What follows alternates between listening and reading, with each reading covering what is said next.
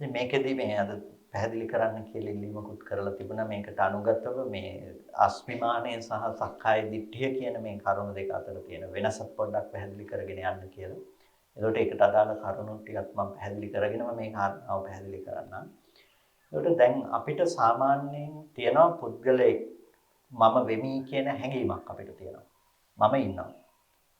ඒ මම ඉන්නවා කියන හැඟීම එන්නේ මොකක් මතද? රූප, ශබ්ද, ගන්ධ, රස, ස්පර්ශ මත තමයි අපිට වෙමි කියන හැඟීමක් තියෙන්නේ. එතකොට මේ වෙමි කියන හැඟීමෙම අබිනිවේෂ පරාමාසයක්. අබිනිවේෂ පරාමාස කියලා කියන්නේ තදින් අල්ල ගැනීමක් තමයි අපි දික්ටි කියලා කියන්නේ. මම ඉන්නවා කියලා ඇති වෙන හැඟීමෙම ඒක බොහොම ක්ෂණිකව එක මොහොතක ඇති වෙන හැඟීමක් තමයි මම ඉන්නවා කියන එක. එතකොට එක ක්ෂණිකව එක මොහොතක ඇති වෙන මම ඉන්නවා කියන මේ හැඟීම ඇතුලේ අපිට එක දිගට රැස් කරගත්ත තැනකින් අපි අසුරු කරන දෙයකට කියනවා අබිනිවේෂ පරාමාස වශයෙන් ඇති කරගන්න දිට්ටි මට්ටමක් කියලා. එතකොට ඒක තදින් අල්ලගත්ත දෙයක්. දිට්ඨිය කියලා කියන්නේ බොහොම තදින් අල්ලගත්ත දෙයක් බවට පත් වෙනවා.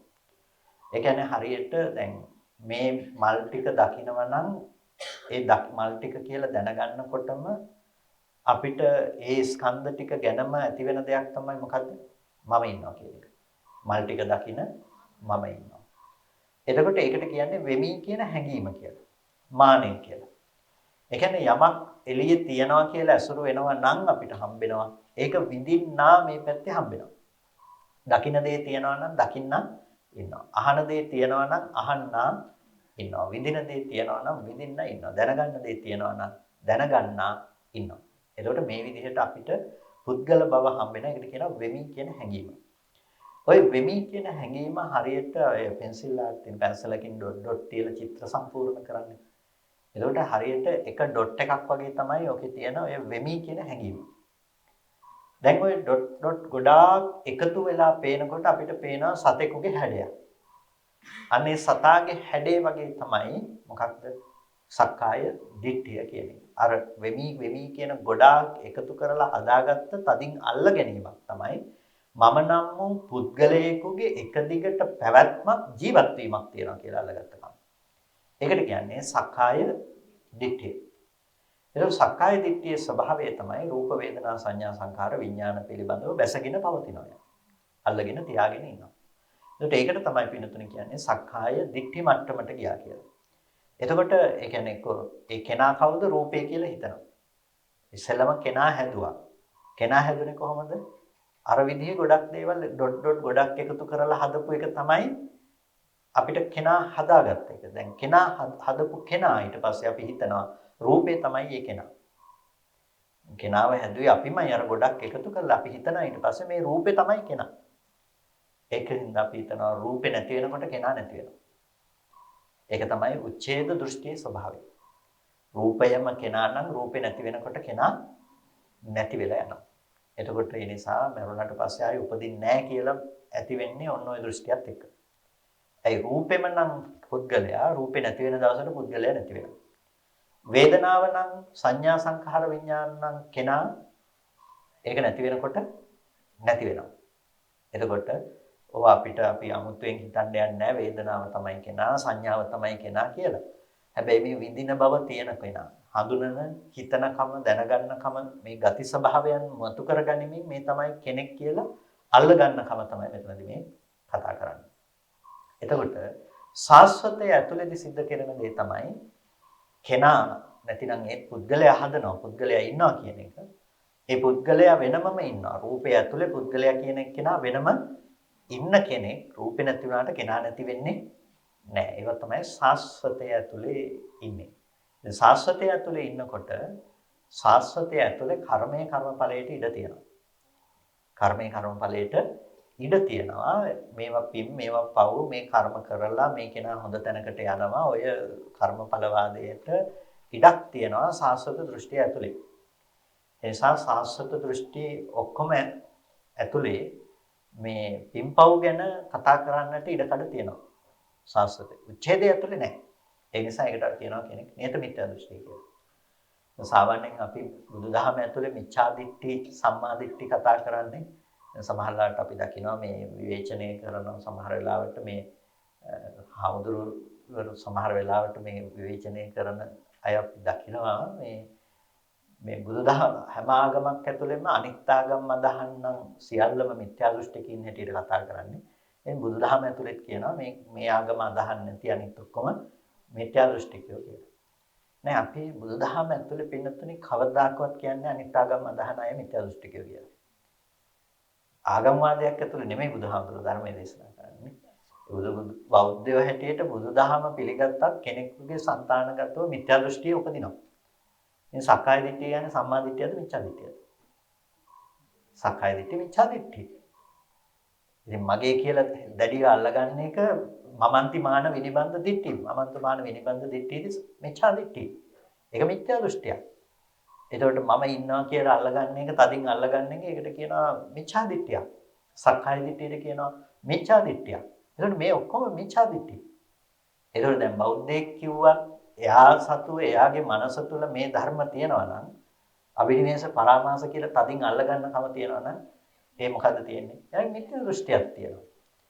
ඉතින් කවුරු හරි කියනවා නෑ නෑ මම බෞද්ධයෙක් නෙමෙයි කියලා කියනවා නම් ඒ කිව්වත් එයා මේක තේරුම් අරගෙන මේ දෘෂ්ටිය නැතුව ඉන්නවා නම් ඒක එතකොට මොකක්ද වෙලා තියෙන්නේ?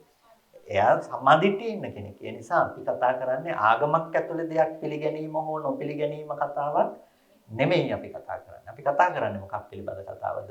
මේ හිතේ යෙදෙන ගති ස්වභාවයක් පිළිබඳ. මේ තදින් අල්ල ගැනීම අභිනිවේෂ පරාමාසය මිච්ඡා දිට්ඨියක් හැටියට. ඒක තමයි බුදුදහම ඇතුලේ විස්තර කරන්නේ. එහෙම නැතුව මේ ආගමෙන් එළියේ ඉන්න ඔක්කොම මිත්‍යා දෘෂ්ටිගතව ඉන්නේ කියලා කියන තැනක නෙමෙයි මේ ධර්මයේ පිළිබඳව පැහැදිලි කරන්නේ. ඉතින් මේ ගති ඒක වෙනමම කතා කරන්න ඕන දෙයක්. තව ශාස්ත්‍රවරයෙක් මේ ධර්මය බුදුරජාණන් වහන්සේ දේශනා කරපු මේ ආකාරයට හේතුඵල දර්ශනය දේශනා කරලා තියෙනවද කියන එක. එහෙම දේශනා කරලා නැත්නම් ඒ තැන්වලත් ඇසුරු වෙන්නේ මොකද්ද? මිච්ඡා දිට්ඨිය. මේ ශාසනයේ ධර්මය අහලා ඒක තේරුම් අරගෙන බෞද්ධයෙක් කියන කෙනෙක් ඇතුලේ ඒ කෙලස් ටික ඇති වෙනවා නම් එයා ඉන්නේ මොකක් ඇතුලේද? ඒත් මිච්ඡා දිට්ඨිය ඇතුලේ තමයි ඉන්නේ. ඒ නිසා එතනින් නෙමෙයි මේක වෙන් කරන්නේ. හිතේ ඇති වෙන දිට්ඨි සහගත කෙලෙසේ පැත්තෙන් තමයි ඒක වෙන් කරනු ලබන්නේ. ඉතින් කෙසේ වෙතත් දැන් මෙන්න මේ සක්කාය දිට්ඨිය කියන එක කෙනෙකුගේ හිතේ උපදින්නේ වෙමි කියන හැඟීමට වඩා වෙනස් විදිහකට. ඒ කියන්නේ ස්පර්ශ ආයතන 6 පැත්තෙන්ම අපි පුද්ගලයා තදින් පෝෂණය කරගෙන අල්ලගත්ත දැනක තමයි සක්කාය දිට්ඨිය උපදින්නේ. දැන් මම කියන්නේ මල් ටික දකින්න. එතකොට මල් ටික දකින්නකොටම අනිත් පැත්තෙන් මොකක්ද ඇති වෙලා තියෙන්නේ? මම ඉන්නවා. මල් ටික දකින්න කෙනා ඉන්නවා. වටාපත දකින්නවා. දකින්නකොට මොකක්ද වෙලා තියෙන්නේ? ඒ දකින්න මම ඉන්නවා. දැන් නිකම්ම මම නෙමෙයි ඉන්නේ. කවුද? මල් ටික දැකපු මම තමයි වටාපත දකින්නේ. ඊට පස්සේ මේ සද්දය අහනවා. කවුද සද්දය අහන්නේ? මම නිකම්ම මම නෙමෙයි.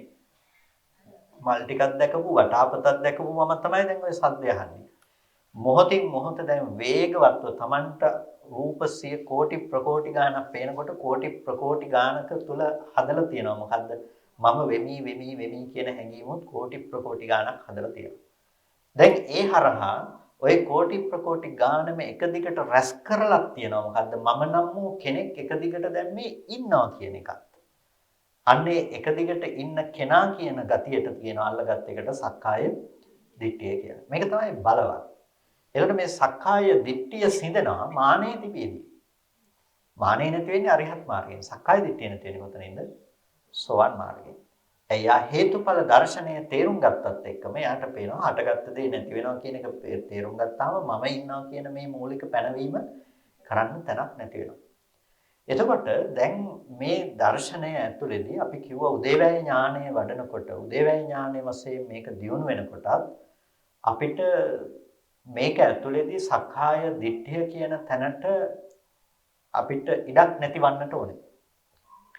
නැවත නැවත තියෙන දේවල් අනිත්‍ය ආදී වශයෙන් දකිනවා නම් ඒ දකින්න එක තුලවත් මම කියන පුද්ගල බව පෝෂණය වෙන්න දෙන්න බෑ. නැත්තම් අපි හිතනවා අනිත්‍යයි කියලා අනිත්‍ය දකින්න කෙනා ඉන්නවා කියන හැඟීම ඒ පැත්තෙන් අපි ඉතුරු කරගන්නවා. ඒ හින්දා ඒකට අපි පාවිච්චි කරන උපක්‍රමයක්. මොකද්ද අපි පාවිච්චි කරන උපක්‍රමය?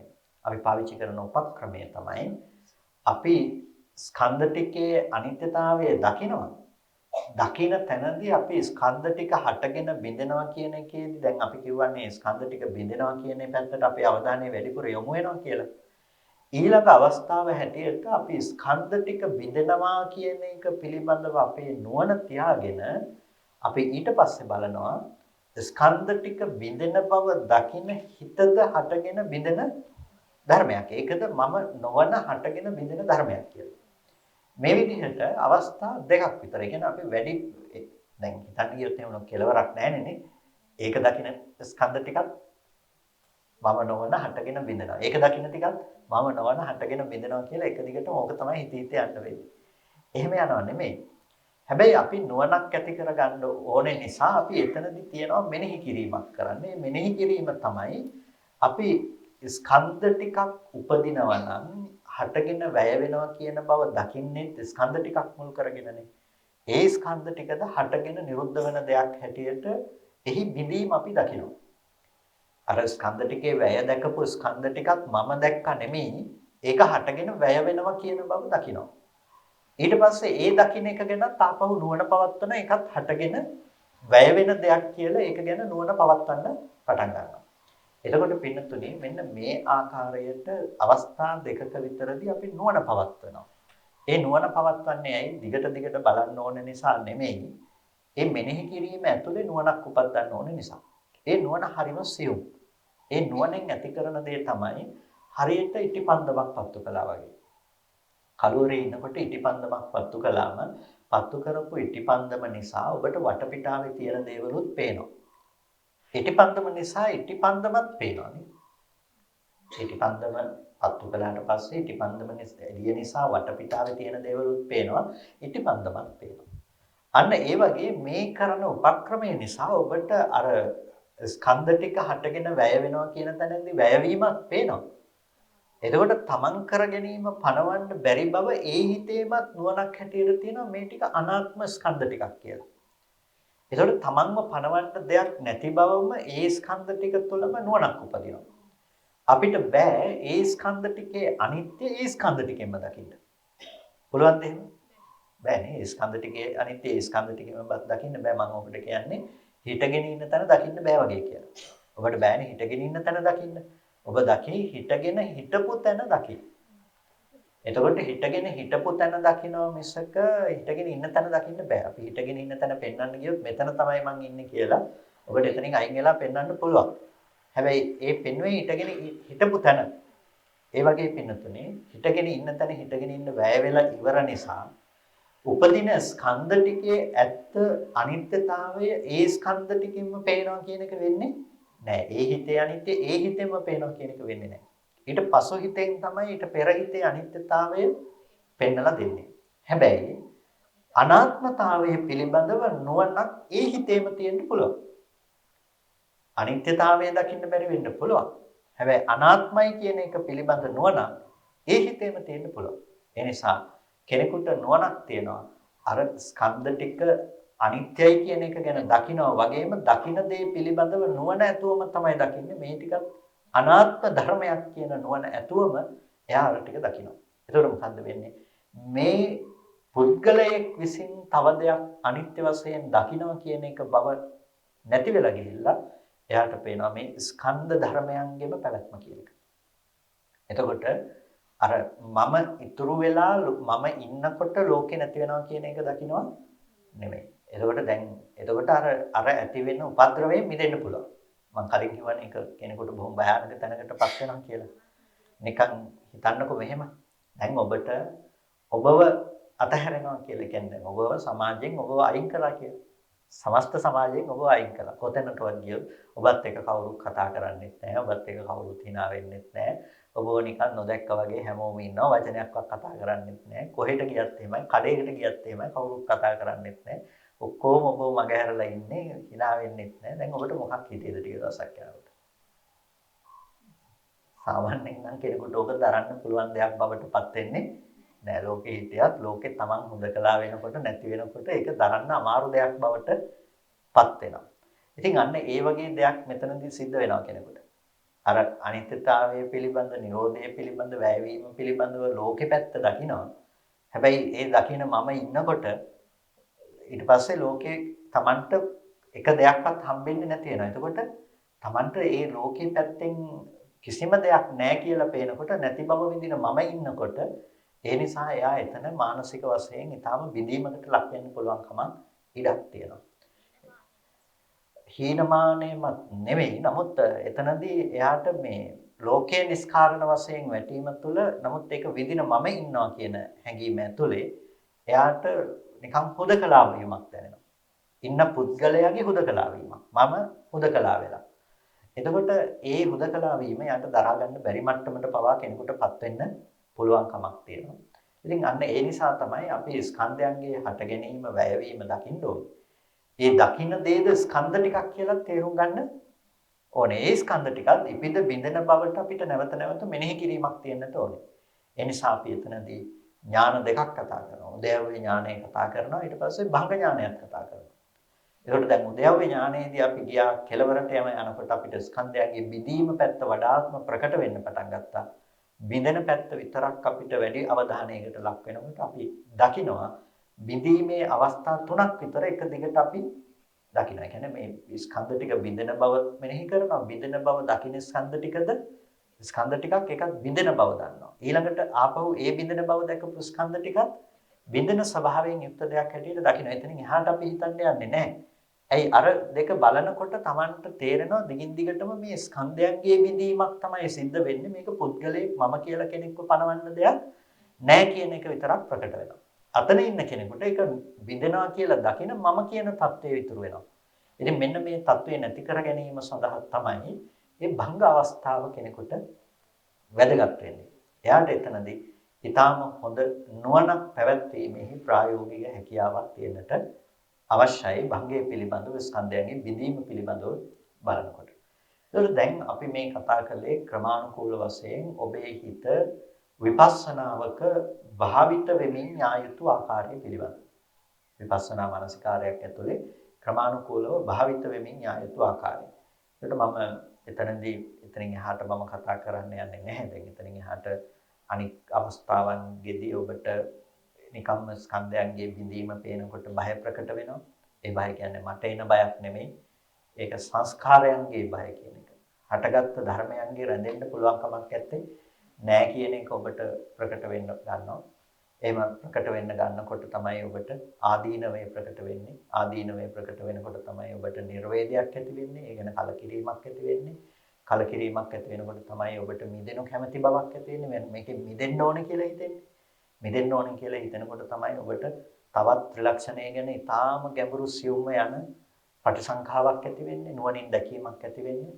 ඒ තුළ තමයි සංස්කාර ධර්මයන්ගේ උපේක්ෂාවටපත් කිරීමක් වෙන්නේ. ඒ සංස්කාරයන්ගේ උපේක්ෂා කිරීම හරහා තමයි ඔබට අනුලෝම ගෝත්‍ර භූ මාර්ග ඵල ආදී වශයෙන් උපදින ඥානයන්ගේ පහළවීම ක්‍රමානුකූලව සිද්ධ වෙන්නේ. ඕක තමයි අපේ හිත ප්‍රායෝගිකව වැඩෙන විදිහ.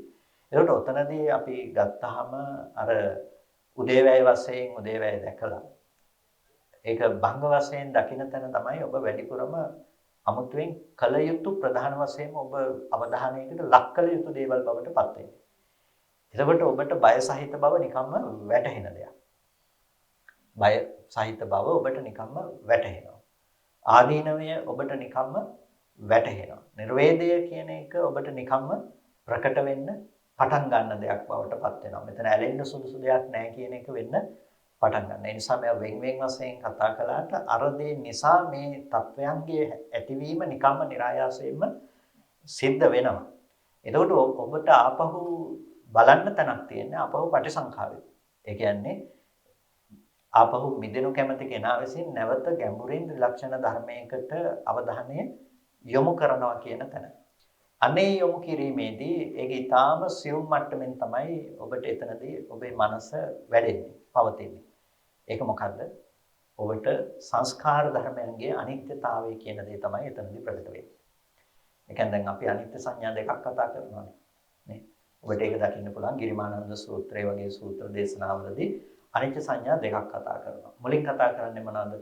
රූපය අනිත්‍යයි, වේදනා සංඥා සංඛාර විඥාන අනිත්‍යයි කියලා අපි ස්කන්ධයන්ගේ අනිත්‍යතාවය පිළිබඳව පාදක කරගෙන තමයි මුලින් අනිත්‍ය සංඥාව කතා කරන්නේ.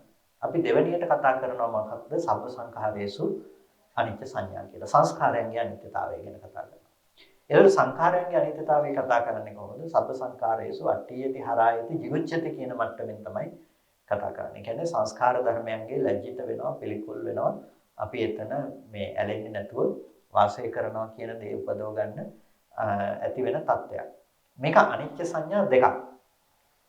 අනිත්‍ය සංඥාව අවස්ථා දෙකක් තමයි මෙතනදී කතා කරන්නේ.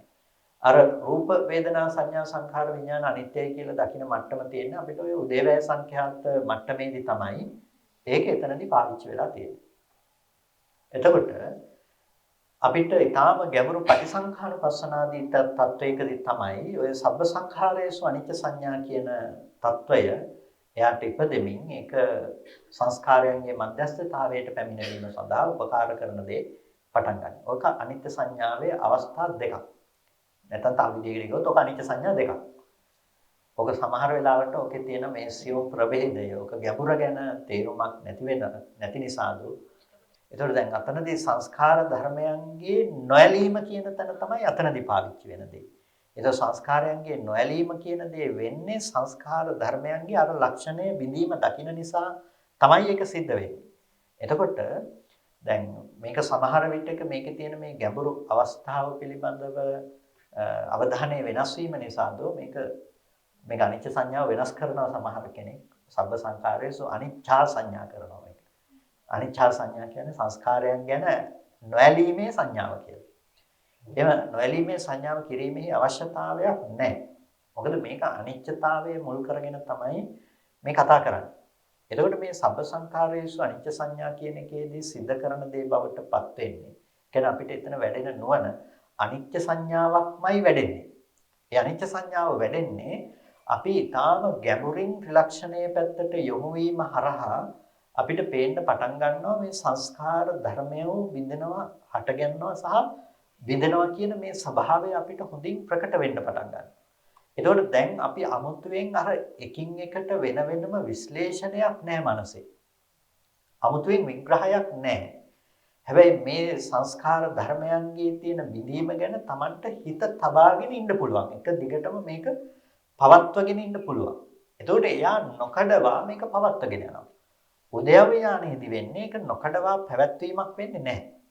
උපදිනවා නැති වෙනවා ආයෙ තබපු ගමන් ප්‍රකට වෙනවා ආයෙ නැති වෙනවා ආයෙ තබපු ගමන් ප්‍රකට වෙනවා. ඒක උද්‍යව ඥානයේ ස්වභාවය. ඒක හරියට අර මේ දවස් 30ෙම රත් වෙච්ච යකඩයකට වතුර ටිකක් ඉස්සොත් වතුර ටිකට මොකද වෙන්නේ? චිරිචිර හඬ නගමින් ඒක වාෂ්ප වෙලා යනවා. අන්න ඒ වගේ දෙයක් තමයි උද්‍යව ඥානයේදී වෙන්නේ. මොකද්ද වෙන්නේ? හොඳට හිත වඩලා තියෙනවා. වඩපු කෙනාට මනාපමනාප සහගත සිතුවිලි උපදිනවා. කැමැති අකමැති දේවල් එයාගේ හිතට ඇති වෙනවා. ඇති වෙන එක අර උදේවැය දර්ශනයට දාපු ගමන්ම මොකද වෙන්නේ? මේක වාෂ්ප වෙනවා. ඒ කියන්නේ ඒක නැති වෙලා යනවා. ඒ කියන්නේ එයාට දැන් අර අපි කියවනේ නාම රූප පරිච්ඡේද පච්චේ පරිග්ඝහ සම්මස්සන කියලා අපි කොටස් කියවනේ. එතකොට ඒ විදිහට දාලා බලපු ගමන්ම මොකද වෙන්නේ? අර ඒක පවත්ව ගන්න පුළුවන් කමක් හම්බෙන්නේ නැහැ. ඒක නිකම්ම වාෂ්ප වෙලා යන එක නැති වෙලා යනවා. හැබැයි මේ සබ්බ සංඛාරයේසු අනිත්‍ය සංඥා කියන තැනදී තියෙන විශේෂත්වය මොකද්ද? එයාට මනාපමනාප සාගත සිතුවිලි උපදින්නේ නැහැ. එයා එක දිගටම නොනවත්වාම මේ උපදින සිතේ අනිත්‍යතාවය ප්‍රකට කරමින් එක දිගට වාසය කරන්න පටන් අරගෙන තියෙනවා. ඒ දර්ශනය ඇතුළේ. එතකොට එයාට එක දිගටම සංස්කාර ධර්මයන්ගේ එයාට රැඳිලා ඉන්න තැනක් හම්බ වෙන්නේ නැහැ. පිහිටා සිටින්න තැනක් හම්බ වෙන්නේ නැහැ. එයා ඒකයි අට්ඨියති හරායති jigucchati කියලා කියේ සංස්කාර ධර්මයන් වෙත නැඹුරු වෙන්නේ නැහැ එයා. එතකොට මේ මට්ටමට අනිත්‍ය වශයෙන් ඒක ප්‍රකට වෙලා තියෙනවා. ඒක බලෙන් කාටවත් ඇති කරගන්න බෑ. එනස දැන් අසුබ සංඥාව වඩනවා වගේ මම සංස්කාරයන් ගැන ඇලෙන්නේ නැතුව ඉන්නවා සංස්කාරයන් ගැන නොඇලෙමි කියලා ඒක වඩන්න බෑ බලෙන් ගන්න බෑ. ඒක ඇති වෙන්න ඕනේ කාටද? අර අනිත්‍ය සංඥාව උපද්දගත්ත කෙනාට තමයි ඒක ගැඹුරින් ওই භංගාදී ඥාන ටික ඉපදිලා පස්සේ තමයි ඒ කෙනාට ওই தത്വෙට හිතපත් කරගන්න සිද්ධ වෙන්නේ. එහෙම නැතුව ඒක කෙලින්ම කෙනෙකුට වඩන්න බෑ. වඩන්න වෙන්නේ අනිත්‍ය සංඥාව තමයි. අනිත්‍ය සංඥාව වඩපු කෙනාට අනිත්‍ය සංඥාව ගැඹුරටම මොහු කුරා ගිය තැනකදී තමයි අර මට්ටමේදී අර අනිත්‍ය සංඥාව හම්බෙන්නේ. එයාට අර කියන සියලුම වැඩිපුර සිතීම ඔක්කොම අයින් වෙලා යනවා. එයාගේ හිත පවත්වගෙන යන්න විතරක් අර විදිහේ සංඥා මට්ටමක් එයාට උපකාර වෙලා තියෙනවා. ඒක තමයි යා ක්‍රියාත්මක කරන දර්ශනීය වඩන තැනටපත් වෙන්නේ. එතකොට මෙන්න මේ විදිහට එයාට පුළුවන් ත්‍රිලක්ෂණයේ පිළිබඳව නැවතත් ඊටාම ගැඹුරින් තමන්ගේ මනස පිහිටුවාගෙන එතන තමන්ගේ සිත වඩාගෙන දියුණු කරගෙන යන්නට පුළුවන්. ඒක තමයි සංස්කාර ධර්මයන්ගේ මධ්‍යස්ථ බවට තමන්ගේ හිතපත් කරන්නට ඉඩ ලැබෙන තැන. ඒ කියන්නේ සංස්කාර ධර්මයන්ගේ මධ්‍යස්ථ බව කියලා කියන්නේ හටගෙන වැය වෙන කිසිදු ධර්මයක තමන්ට විශේෂත්වයක් පේන්නේ නැහැ. විපස්සනා උපේක්ෂාවට තමන්ගේ මනසපත් වෙනවා. හැමදේම හටගෙන නිරුද්ධ වෙනවා නම් තමන් කියන බව ඇති වෙන පැත්තත් ලෝකේ කියන පැත්තත් හැම පැත්තක්ම පේන්නේ එකම ස්කන්ධ පහ ඉපද නිරුද්ධ වෙනවා කියන එක. ඊටාම ගැඹුරු මධ්‍යස්ථ බවක් තමන්ගේ හිතේ ඇති වෙනවා. කිසිදු සංස්කාර ධර්මයක විශේෂයක් හෝ අවිශේෂයක් ඇත්තේ නැහැ. එතකොට මේ මධ්‍යස්ථ බව ඇති වෙනවා.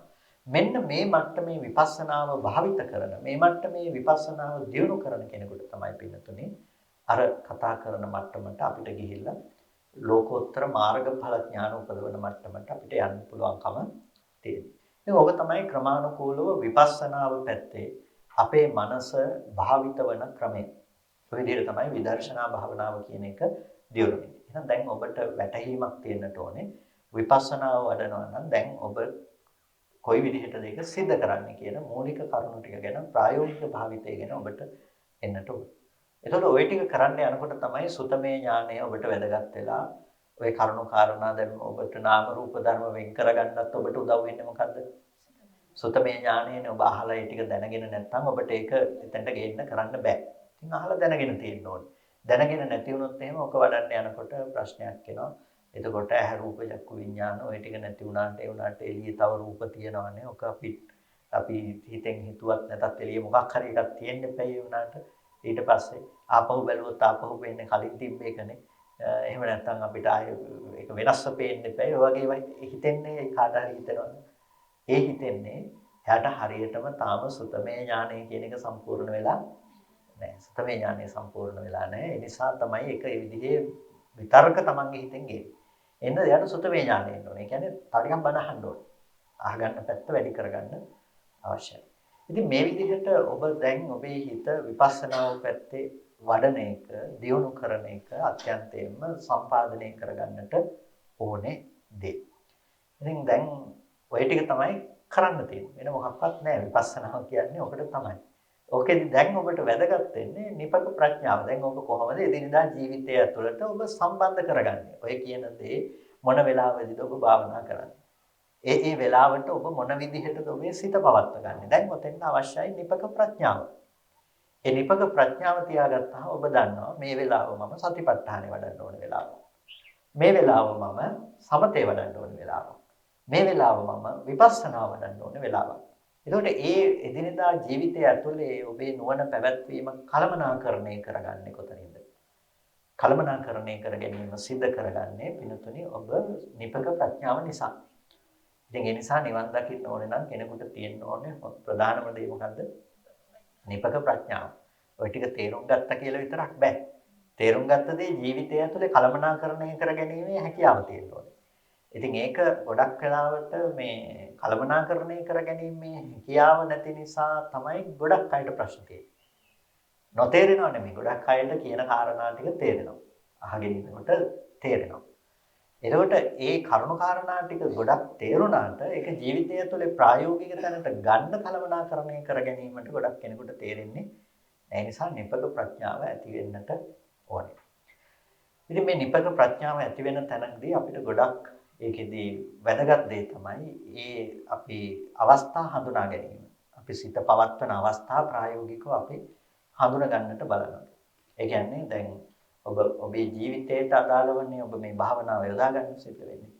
එතකොට ඔබ කාය විවේකයේ තියෙන කෙනෙක්ද කාය විවේකයේ නැති කෙනෙක්ද වැඩ කටයුතු වලට අවධානය යොමු කරන්න ඔබේ මට්ටම මොකක්ද කියන එක පිළිබඳව දැන් මම පොඩි කරුණු ටිකක් හදාගෙන යනවා මේ දවස්වල මේ වංජංග ධර්ම පාදක කරගෙන මේ කෙනෙකුගේ මනස ගැන පොඩ්ඩක් මනින්න ක්‍රමයක්. මනින්න ක්‍රමයක් කිව්වේ දැන් බොජ්ජංග ධර්ම ටික පාදක කරගෙන දැන් බොජ්ජංගනේ අපිට මාර්ගයේ උපදවන්න පාදක වෙන්නේ නේ. ඒකට අපිට වැඩෙන්නේ බොජ්ජංග ධර්මයන් හරහා තමයි මාර්ගයේ නිවන දක්වා අපි ඔය දැන් කතා කළාට තව පැත්තකින් අපි බොජ්ජංග ධර්ම තමයි දිනු ගන්න. ඕක තමයි අපි දැන් ඔය කතා කළේ සුතමේ ඥාන වශයෙන් පිළිවෙලින් ඔබේ මනස භාවිත වෙන විදිහ. ඕක භාවිත කරන්න යනකොට ඔබ වඩන්නේ මොකද්ද? සත්‍ය බොජ්ජංග ධර්මනේ. සති සම්බොජ්ජංගේ. ඔබ පවත්න්නේ මොකද්ද? සිහිය පවත්නවා. සිහිය පවත්වන්න ඔබට ඕන වෙනවා ධම්මවිචය සම්බොජ්ජංගේ. සිහියත් එක්ක තියෙන්න ඕනේ ධම්මවිචය. ධම්මවිචය ඇතුළේදී අපි මොකද්ද කරන්නේ? අපි නුවණ පවත්වනවානේ. එතකොට ධම්මවිචය ඇතුළේදී ගැඹුරු ධර්ම කාරණා පිළිබඳව අපි නුවණින් විශ්ලේෂණය කර ගැනීම සිදු කරනවා. ඉතින් ඒක කරගන්න විදිය ගැන තමයි අපි ඔය කතා කළේ මොනවා විදිහටද? අපි ඔය කතා කළේ සුතමේ ඥානයේ විදිහට සම්පූර්ණ වෙන්න ඕනේ කියලා කියපු ටිකත්. ඒ වගේම නාම රූප පරිච්ඡේද ඥාන, පච්චේ පරිග්‍රහ ඥාන, සම්මස්න ඥාන ඔය ඔක්කොම අයිති කොතෙන්ද සංග්‍රහ වෙන්නේ? ධම්මවිචය සම්බොජ්ජංගයට. ඒකට සතිය ගැන කතා කරනකොට සති සම්බොජ්ජංගයට එතනට අදාළ වෙනවා ওই ධම්මවිචය සම්බොජ්ජංගය ඇතුලේ ගේන ප්‍රඥාව. ඊට පස්සේ අපිට විරිය සම්බොජ්ජංගය අපිට එතෙන්ට උදව් කරනවා. විපස්සනා පාදකව ඇති කරන ප්‍රීතිය අපිට උදව් කරනවා. පස්සද්ධිය අපිට උදව් කරනවා. මේ විදිහට අපිට බොජ්ජංග ධර්ම සමස්තයක් විදිහට අන්තිමේටම අපිට මාර්ගයේ හැටියට වැඩෙන්නේ මොනවද? බොජ්ජංග ධර්ම ටික භාවිත වෙනවා. එතකොට මේ කරුණු ටික හරහා අපිට බලන්න පුළුවන් එක එක බොජ්ජංගයට අදාළව වැඩෙන ධර්ම පිළිබඳ වෙන් කරගත්තට පස්සේ එක එක බොජ්ජංගය ඔබේ මනසේ වැඩෙන සීමාව මොකක්ද? ඒ කියන්නේ සති සම්බොජ්ජංගයේ ඔබ වඩන එකේ ඔබට 100%ක්ද වැඩෙන්නේ 110ක්ද වැඩෙන්නේ 120ක්ද 130ක්ද මනින්න පුළුවන් ක්‍රමයක් පොඩ්ඩක් හදන්න වෙනවා. එතකොට කෙනෙකුට Tamanට අඩු දේ ගැන හරියටම හිතා ගන්න පුළුවන් නේ. මේ දේ තමයි මගේ ජීවිතයේ අඩු වෙන මම මේ පැත්ත ටිකක් වැඩි කරගන්න ඕනේ. එතකොට ඔන්න අපිට භාවනාව වඩන්න පුළුවන් මොකක් කරන්නේ? අර අඩු දේ වැඩි වෙන විදිහට භාවනා ක්‍රමයේ ටිකක් සකස් කරගන්න පුළුවන්කම තියෙනවා. එතකොට වේගෙන් හිත වඩන්න පුළුවන් වෙයි කියලා හිතනවා. එසේ වෙතත් අපි නිපක ප්‍රඥාව තියෙන්න ඕනේ අන්න ඒ දේ තේරුම් ගන්න තමයි. නිපක ප්‍රඥාව තියෙන්න ඕනේ ඒ දේ තේරුම් ගන්න. Tamange හිත පවතින විදිය හරියට තේරුම් අරගෙන ඉස්සරහට වඩාගෙන යන්න. ඉතින් ඔබට දැන් මොන විදිහේ කරුණු කාරණා කිව්වත් ආපහු කියන්න ඔය ටික පැහැදිලි කරන්නේ ඔය දර්ශනය විතරයි ඔබට පැහැදිලි වෙන්නේ. ඔක තමයි ඔබ තේරුම් අරගෙන යන්න ඕනේ මූලික පියවර. දැන් හිතන්නකෝ දැන් මෙතනදී මම ආපහු අරගෙන ඔබට මේ ප ဋ ාණ ප්‍රකරණේ සුවිසි ප්‍රත්‍ය විභාගය අරගෙන පැහැදිලි කරන්න පටන් ගත්තා කියලා. දැන් මේ පැහැදිලි කරන්නේ මොකක් ගැනද? ඔබට අර පච්චේ පරිග්‍රහය ඇතුලේ නුවණ තියෙන්න ඕන එක ගැන තමයි මම මේ පැහැදිලි කරන්නේ. සුවිසි ප්‍රත්‍ය අරගෙන මම දැන් ඔබට ගැඹුරින් ඒ කරුණු ගැන බෙදලා පෙන්වන්න පටන් ගත්තොත් එහෙම ඒ පෙන්වන්නේ මොකක් ගැනද? පච්චේ පරිග්‍රහ ඥාණයට දියුණු වෙන්න අවශ්‍ය පැත්ත තමයි මේ පෙන්වන්නේ. ඒක සුවිසි ප්‍රත්‍ය විග්‍රහය හරහා අපිට තේරුම් ගන්න පුළුවන් අවිද්‍යාව සංස්කාරයට ප්‍රත්‍ය වෙනවා කියලා තේරෙනකොට අවිද්‍යාව සංඛාරයට ප්‍රත්‍ය වෙන්නේ මොන ප්‍රත්‍යංගෙන්ද කියලා තේරුම් ගන්න පුළුවන්. සංඛාරයේ විඥාණයට ප්‍රත්‍ය වෙනකොට විඥාණයට ප්‍රත්‍ය වෙලා තියෙන සංඛාරයේ මොන ප්‍රත්‍යංගෙන්ද කියලා තේරුම් ගන්න පුළුවන්. එතකොට ඕනම කාරණා ටිකක් අරගෙන දැන් ස්කන්ධ ටිකේ අනිත්‍යතාවය ගැන කතා කළොත් එහෙම ඒක මට දැන් ඔතන නාම රූප පරිච්ඡේදයේ ඉඳලා උද්‍යව ඥානය වෙනකම් ඔබට ඒ ටික ගැන ආපහු වෙනම සූත්‍රයක් අරගෙන කතා කරන්න පුළුවන්. ආයතන ටිකක් ගැන කතා කරනකොට චක්කුංජ පටිච්ච රූපේ චුප්පජ්ජති චක්කු විඥානං කියලා මේ කරුණ ටික ගැන කතා කළොත් දැන් ඔය දර්ශනයම තමයි කොහෙන් ගියත් අන්තිමේටම කතා කරන්න වෙලා තියෙන්නේ. ඉතින් මේ ජීවිතයේ ඇත්ත කතා කරන්න ඔය ආයතන හයේ ඇත්ත හැරෙනකොට වෙන ආයතන නැහැනේ අලුතෙන් හදලා කතා කරන්නනේ. එතකොට ඔය ටිකම තමයි කියන්න වෙන්නේ. ඉතින් දැන් වැදගත් වෙන්නේ මොකද්ද? ඕක ඔබේ ප්‍රායෝගික ජීවිතයට ඔබ කොහොමද භාවිතයට ගන්නෙ? අන්න ඒක තමයි අපිට උතනදී දැන් ගොඩක් වැදගත් වෙන්නේ. ඉතින් ඒකෙදි මම මේ සාමාන්‍යයෙන් නිතරම කියන්නේ ඔබට අඩුම තරමේ එදිනෙදා ජීවිතයේ ඇතුලේ ඔබට කොච්චර අවිවේකවත් කෙනෙක් වුණත් විවේකයේ තියෙනවා නම් ඔබට ගොඩාක් අරමුණු ගැන දකින්න පුළුවන්කම තියෙනවා. මෙනෙහි කිරීම තුළ ඉන්න කෙනෙක් නම් ඔබ මෙනෙහි කිරීම තුළ ඉන්න කෙනෙක් අඩුම අරමුණු 5ක 10කවත් බලන්න කියලා. ඒ කියන්නේ අම්මා ඉන්නවා, දරුවා ඉන්නවා, ගෙදර තියනවා, වාහනේ තියනවා. ඔය විදිහට හම්බෙන අරමුණු 5ක 10ක්වත් ගැන හොඳට අපි ඔය කතා කරපු දර්ශනය අස්සට දාලා ඊයේ ඉඳලා ඔබ අහපු දර්ශනය අස්සට දාලා ඔබ හොඳට මෙනෙහි කරන්න. ඒකෙදි මම කියන ප්‍රායෝගිකම ලේසි ක්‍රමයක් හැටියට මම ඔබට කියන්නේ අරමුණක් අරගත්තාම ඒ අරමුණ ඔය වාජන 4කට බෙදලා දාන්න. වෙන් කරන්න. මොනවාද? දැන් හිතන්නකෝ දරුවා කියලා. දරුවා කියන අරමුණ ඔබ වාජන 4කට වෙන් කරන්න. මොනවාද? දිට්ඨ, සුත, මුත, විඤ්ඤාත. ඔය හතර පැත්තෙන් ගේන්නේ දරුවානේ. දිට්ඨ. ඔබට දරුවා දකින්න පුළුවන් කියලා හිතෙනවා. හඩක් ඇහෙනකොට ඔබ හිතනවා දරුවගේ හඬ කියලා. අතින් ඇල්ලුවොත් ස්පර්ශ වෙනකොට ඔබ හිතනවා මේ දරුවා තමයි ස්පර්ශ වෙන්නේ කියලා. ඒ කියන්නේ මොත. ඊට පස්සේ විඤ්ඤාත කියලා කියන අපි දැනගන්න දේ. දැන් ඔබ දරුවා ගැන තියෙන සමස්ත අත්දැකීම ඔබ ඔය වාජන හතරකට බෙදලා දානවා. මොනවාද? දිට්ඨ, සුත, මොත, විඤ්ඤාත. දැන් ඊට පස්සේ ওই වාජන හතරේදී දිට්ඨ කියන වාජනය ගැන ඔබ අරගෙන ඊට පස්සේ මෙනෙහි කරන්න පටන් ගන්නවා. දකින්න දේ ඇත්ත මොකක්ද?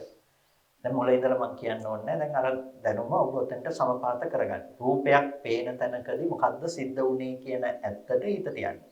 හිත තියලා එහෙනම් දරුවා පේනවා කියලා හිතනවා එක බොරුවක් හැටියට පෙන්වලා දෙන්න. දකින්න පැත්තේ මොකද්ද උනේ? දරුවා නොවන ස්කන්ධ ටිකක් හටගෙන වැය වුණා කියන එක පෙන්වලා දීලා එහෙනම් දරුවා පේනවා කියලා හදපු එක බොරුවක් හැටියට පෙන්වා දෙන්න.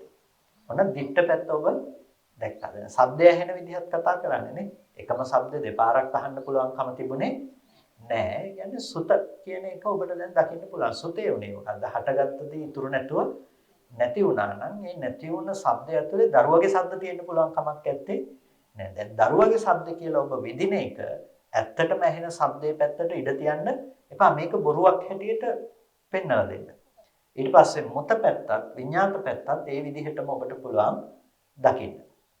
දැන් එකම අරමුණක් ගත්තාම දිට්ඨ සුත මොත විඤ්ඤාත කියන ඔය තැන් හතරට බෙදලා දිට්ඨ කියන එකේදී මොකද්ද වෙන්නේ? සුත කියන එකේදී මොකද්ද වෙන්නේ? මොත විඤ්ඤාත කියන එකේදී මොකද්ද වෙන්නේ කියලා ඒ ගැන දැන් ඔබ මේ දක්වා ඊයේ ඉඳලා ඔය අහපු කරුණු ටික පාදක කරගෙන ඒ වාජන හතරට දාගත්ත එකින් එකට වෙන් කරන්න. වෙන් කරලා දරුවා කියලා ඒකත්වයක් හදාගත්ත එකට ඉඩක් දෙන්න එපා.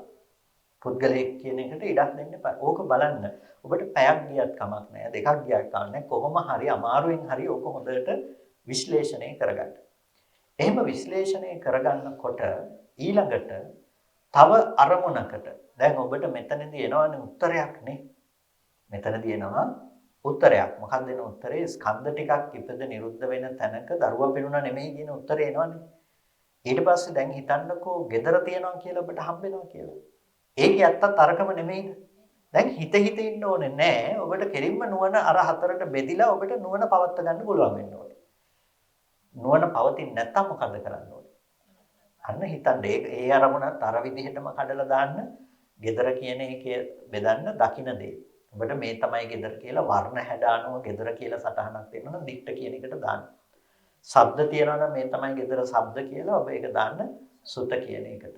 එතකොට gedara ගඳ සුවඳ ඒව තියනවා නම් ස්පර්ශ තියනවා නම් ඒව දාන්න මුත කියන එකට. දැනගන්න එක දාන්න විඤ්ඤාත කියන එකට. ওই වාදන හතරට gedara බෙදලා දාන්නකෝ.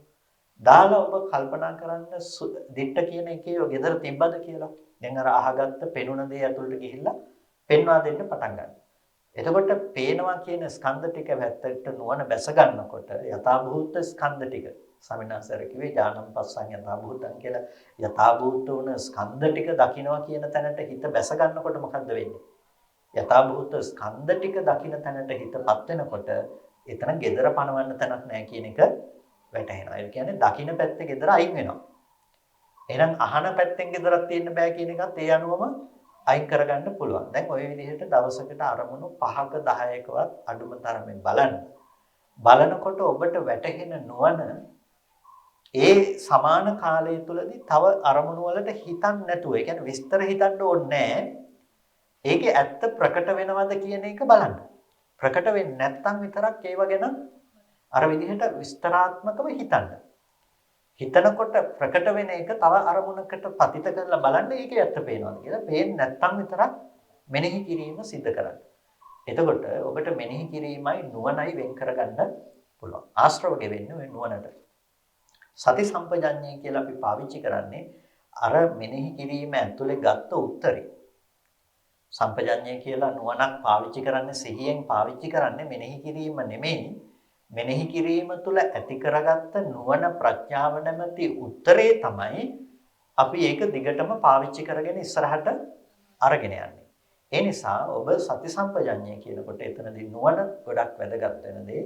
ඒ නුවණ අර මෙනෙහි කිරීම ඇතුලේ හදාගන්න එක තමයි මූලික අධීරේදී ඔබ සිද්ධ කරන්නට ඕන දේ බවට පත් වෙන්නේ. එහෙනම් ඒ සඳහා තමයි දැන් වීර්යය තියෙන්න ඕනේ. ඒ සඳහා තමයි අපිට හිත පවත්වන්න පුළුවන්කම තියෙන්නට අවශ්‍ය. ඒකට කාලය වෙන් කරගෙන සුතමේ ඥානය සම්පූර්ණ කරගනිමින් ওই తত্ত্বය එදිනෙදා පැවැත්ම ඇතුලේ ඔබ ගොඩනගා ගැනීම සඳහා වෑයම් කරන්න. ඒක තමයි කළ යුතු ප්‍රධානම දේ ධර්ම මාර්ගය ඇතුළේදී ඔබ අද දවසේ කරන්න තියෙන දේ. නිසා කරන්න දෙයක් හැටියට මම කිව්වේ ඔබ කාය විවේකයේ තියෙන කෙනෙක් නම් ඔබට පුළුවන් දිගටම ওই නුවණ පවත්වන්න උත්සාහවත් වෙන්න පුළුවන්. හැබැයි කාය විවේකයේ නැති කෙනෙක් නම් ඔබ කරන්න තියෙන්නේ අඩුම දවසකට අරමුණු 5ක්වත් අරගෙන 10ක්වත් ඔය කතා කරපු දර්ශනය අසට දාලා බලන්න මෙනෙහි කරන එක අඩු කරලා නුවණ පවත්වන එකෙන් වැඩි කරගන්න බලන්න. එතකොට ඔබට නුවණ පවත්වන්න පුළුවන් අරමුණු ප්‍රමාණය දවසේ වැඩි කරගන්න පුළුවන්කම තියෙනවා. දැන් ඕක මෙනෙහි කරන්න ඔබට පුළුවන්කම තියෙන්නේ වැඩ කටයුතු නොකර ඉන්නකොටනේ මුල්ලදීරේදී. ඔබට එදිනදා පැවැත්ම ඇතුළේදී ඕක වැඩ කටයුතු කරනකොට ඔය ගැඹුරු නුවණකුත් එක්ක ඕක අරගෙන යන්න පුළුවන්කම නැහැ. එතකොට මොකද්ද කරන්නේ? ඒ අමතර කාලෙදී හිත ලිහලා දාන්න එපා. ඒ කාලය ඇතුළත ඔබ එකතු කරගන්න සතිපට්ඨානයක් එකතු කරගන්න. සතිපට්ඨානයක් එකතු කරගන්නකොට ධාතු මනසිකාරය හෝ වෙන භාවනාවක් නිතරම ඔබේ ජීවිතයේ එදිනෙදා පැවැත්ම ඇතුළේ වැඩ කටයුතු කරනකොට නිතරම මේ සතර මහා ධාතු වඩා සතර මහා ධාතු රූපනේ කියලා ඒ පිළිබඳ බලන්න. මිනිස්සුත් එක්ක ඇසුරු වෙන තැනක් නම් මේ කුණප කොට්ටාස ටිකක් නේ. තමන්ගේ හිතට ප්‍රකට වෙන කුණප කොට්ටාසයි කියලා දැනෙන ඒ මට්ටමේ සංඥාවක් ඔබේ හිතට නිතර ඇසුරු කරන්න ඇසුරු වෙන්න ඉඩ ප්‍රස්තාව සලසන්න. මේ විදිහට ඔබ නැවත එදිනෙදා පැවැත්ම ඇතුලේ දැන් අර වැඩිපුර හිත ලිහලා දාන්නේ නැතුව ඒක සතිපට්ඨානයකට ඉඩ වෙන් කරන්න. ඊට පස්සේ යම් ඒකාග්‍රගත කරගන්න අවස්ථාවක් ලැබෙනකොට මොකද කරන්න ඕනේ? සමත භාවනාවකුත් යම් පොඩි කාල සීමාවක් හරි ආසේවනේ කරන්න ආනාපාන සතිය හෝ හිත එකඟ කරගන්න තියෙන භාවනාව. එතකොට පින්නතුනේ ඔය විදිහට ඔබ නැවත සිත වඩනකොට හිත පුරුදු කරනකොට ඔබට සම්පූර්ණම මේ මාර්ගය තුල ප්‍රතිපදාව තුල ඔබ හිත දියුණු කරන්නේ වඩන්නෙක් බවට નિરાයාසයෙන්ම පත් වෙලා තියෙනවා. එතකොට එහෙම නැතුව අපි ඕක අතහැරලා දාලා තිබ්බට ඕක අපිට අවබෝධ කරගන්න බෑ. අපි නුවණ පවත්වන්න බලනවා. සිත කියන්නේ පින්නතුනේ ප්‍රත්‍යෝත්පන්න ධර්මයක් නේ. සිත උපදින්නේ ප්‍රත්‍ය නිසා. ප්‍රත්‍ය නිසා උපදින සිත ප්‍රත්‍ය නැති වෙනකොට නැති වෙනවා. ඒක තමයි සිතේ සාමාන්‍ය ස්වභාවය. ඉතින් දැන් අපි වඩන භාවනා කරනවා කියලා කියන්නේ ප්‍රත්‍ය බලවත් කරන එක. මොනවාද අපි බලවත් කරන ප්‍රත්‍ය? ආරම්මන ප්‍රත්‍ය, උපනිශ්‍රේ ප්‍රත්‍ය, නිශ්‍රේ ප්‍රත්‍ය, මේවා අපි ආසේවන ප්‍රත්‍ය. මේවා මේ බලවත් කරන එක තමයි අපි මේ භාවනා කරනවා කියලා කියන්නේ. එකම අරමුණක් විශේෂෙහි අපි හිත නැවත උපදින්නට සලස්වන එක.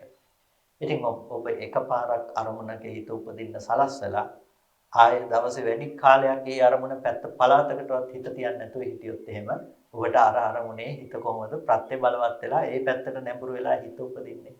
ඉතින් අපි වඩලා තියෙන්නේ භවයේනේ වැඩිපුරම තියනවා කියලා ගන්න පැත්ත වැඩි කරලා භව සංඥාව වඩලා තියෙනවා.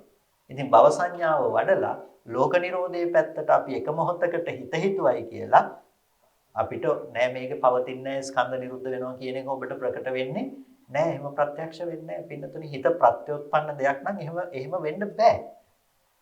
ඒ නිසා ඔබට ගැඹුරු නුවණක් හැටියට යෙදෙන්න ඕනේ අර එන තැන නුවණ පිහිටා සිටින මට්ටමක් හිතේ තියෙන්නට ඕනේ. ඒ නිසා ඒ නුවණ ඇති කරගන්න තැනකට ඔබ සිත නැවත භාවිත කරන්නට ඕනේ. ඒ නිසා ප්‍රත්‍ය බලවත් කරන්න. හිත නැවත ප්‍රත්‍ය බලවත් කරන්න. භාවනාව ඇතුළේදී අපි කරන්නේ ඒ ප්‍රත්‍ය ධර්ම ප්‍රබල කිරීම තමයි. ඉතින් ඕක තමයි එදිනෙදා ජීවිතය ඇතුළත ඔබ ඔය භාවනාව සමපාත කර ගැනීම හරහා භාවනාව ප්‍රගුණ කර ගැනීම දියුණු කර ගැනීම හරහා ඔබ සිද්ධ කරන දේ. ඉතින් ඔතනටපත් නොවි ඔය තැනට හිත නොතබා ඔබට නිවන් දකින්නවා කියන එක කිසි කාලයක කරන්න හම්බ වෙන්නේ නැහැ. කෙනෙකුට මොනතරම් පැත්තකින් ගියත් ඔය කියන අවබෝධය ළඟට ඔබේ හිතපත් කරගන්න එන්න වෙනවමයි. ඔය කියන ක්‍රමානුකූල පැවැත්ම ඇතුළෙම ඉඳලම තමයි කෙනෙක් මිදෙනවා නම් මිදෙන්නේ. කෙනෙකුට ක්ෂණික වෙන්න පුළුවන්. තික්කපඤ්ඤ පුද්ගලයෙකුට. දැන් සසරේදී මේ විදිහට භාවිත කරලා හොඳටම පුරුදු තියෙන කෙනෙකුට බුදුරජාණන් වහන්සේ හමුවේදී ධර්මයේ තේරුම් ගන්නකොට පොඩි වචන ටිකක් ඇහිලා බාහිර තෙරුන් වහන්සේ වගේ බොහොම ධර්මයක්මට අවබෝධ වෙන්න පුළුවන්. ඒ අවබෝධ වුණා කියලා කියන්නේ පින්නතුනේ මේ අපි ඒක එළියෙන් බලලා ඒක මෙනෙහි කරලා අපි හිතුවට බෑ එහෙනම් අපිටත් ඒක තේරෙන්න ඕනේ කිව්වට ඒක හරියන්නේ නැහැ. මොකද උන්වහන්සේ ඒක හිත වඩලා තිබුණා ඒ මට්ටමට. ඉතින් හිතනවලු අපිත් හිතනවා නම් නෑ අපිටත් ඒකෙන් වෙන්න ඕනේ කියලා. මොකද ඒක මේ සූත්‍රයේ තිබුණ දෙයක් නෙමෙයිනේ. එසා බාහ්‍ය සූත්‍රයේ තියෙන කරුණු ටික ඔබ උදේ හවස මන්තරේ වගේ කියවුවත් ඔබට ධර්මය අවබෝධ වෙන්නේ නෑ. ඒක මොකද ඔබේ හිත වැඩෙන්න ඕනේ ක්‍රමානුකූල පිළිවෙලයි. ඉතින් ඒ නිසා ඒක හිත වඩන්න ওই පිළිවෙලට හිත දියුණු කරන්න. බොජ්ජංග ධර්ම හැටියට සිත භාවිත වෙනකොට අර කතා කරපු දර්ශනය ඔබේ ජීවිතයට සමපාත වෙන්න පටන් ගන්නවා. ඒක තමයි අද භාවනාව හැටියට ඔබට ජීවිතය තුළ සම්පාදනය කරගන්නට අවශ්‍ය වෙන ප්‍රායෝගික පිළිවෙල. මට මෙතනදී වැඩිපුරම අවධාරණයට ලක් කරන්නට ඕනේ ඊයේ දවසේ ඉඳලා ඔබ අහගත්ත දේ ප්‍රායෝගිකව කොහොමද නුවණක් හැටියට ක්‍රමානුකූලව වර්ධනය වෙමින් ඉදිරියට මේක අවබෝධ වෙන තැන දක්වා ගමන් කරන්න කියන මේ වීථිය පිළිබඳ මේ පාර පිළිබඳව සිහිපත් කරන්න තමයි මට ගොඩක් අවශ්‍ය වුණේ.